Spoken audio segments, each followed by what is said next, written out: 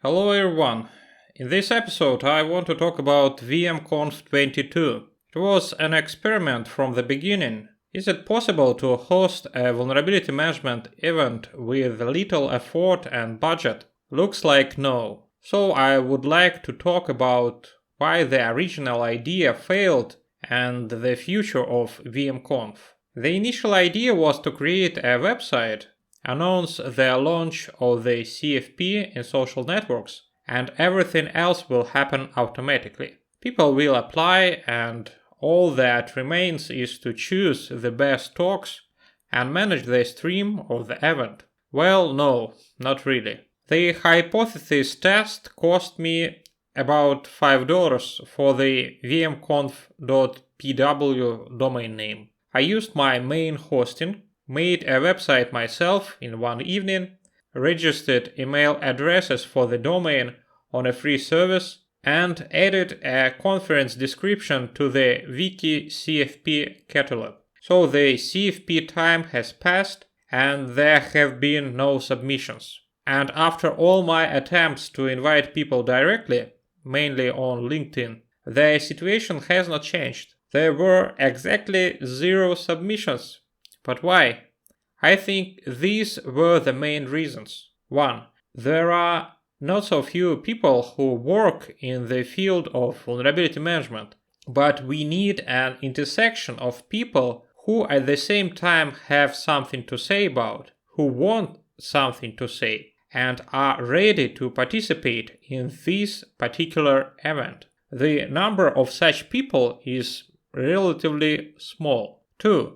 It is necessary to establish a connection with these people. It doesn't happen automatically. It is more like cold calling. To be effective, there must be a kind of sales funnel. This is a full-time job, quite stressful for an introvert. 3. It is natural for people to think that other people will react or behave in the same way as themselves. For example, I don't remember turning down an offer to talk about vulnerability management at a thematic event, but most of the people I invited just ignored my messages. Others refused. The minority said that they could participate, but did not submit anything.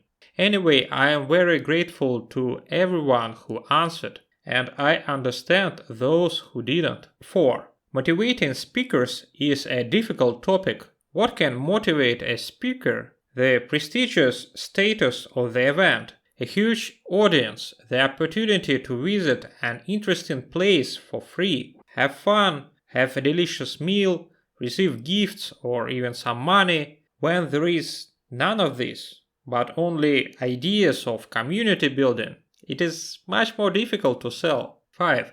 It is easier to find and negotiate with a security speaker without specifying a specialty than with a vulnerability management speaker, because there are fewer of them. This is why it is easier to make a general security event than vulnerability management or other targeted event. 6. There are some places where you can find a lot of vulnerability management speakers. I'm talking about VM vendors and their partners.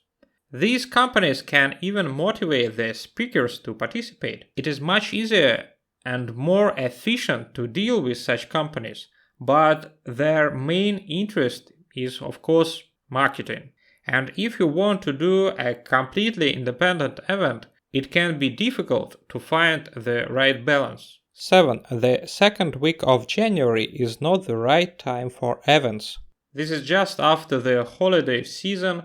December is a busy time because of the end of the year. This year, the situation with Log4j also played a role. So I found myself in a situation where I didn't have speakers for the upcoming event. What options did I have? 1. End the experiment and completely cancel the event. 2.